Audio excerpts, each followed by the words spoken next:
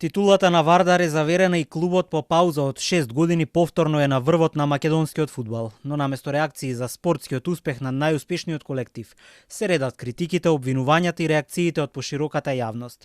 Неколку дена откако фудбалерите и луѓето од клубот беа снимени и објавени како на недоличен начин ја прославуваат шампионската титула во угостителски објект, со навредливи и вулгарни песни за Битола и пејачката Каролина Гочева, политичката јавност продолжува да бара одговорност за постапките.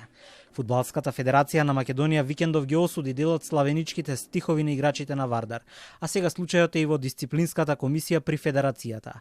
Телма побара одговор од ФФМ за тоа докаде е постапката, но одлука за санкција се уште нема. Во меѓувреме дел од партиите продолжуваат со повиците за одговорност за настанот. Форумот на жени на СДСМ ги осудува и најавува дека ќе поднесе соодветни пријави. Одговорност мора да има. Бараме Миленко Неделковски веднаш да биде разрешен од функцијата извршен директор на ФК Вардар. Фактот што Унијата на жени на ВМРО ДПМН не најде сила да ги оседи овие навреди и понижувања е уште една потврда. Молчењето е охрабрување на насилството и соучесниството. До кога ќе молчите? Ова е прашање на достоинство и почит кон жените во нашето општество.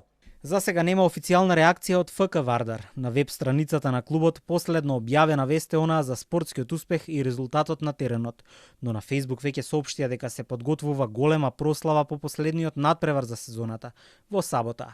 Челните луѓе на клубот комуницираат со јавноста најчесто во неформална комуникација преку социјалните мрежи, а официјален став за случајот има од ривалот ФК Пелистер од Битола, откаде порачаа дека фудбалот не смее да биде простор за ширење омраза, сексизам и примитивизам.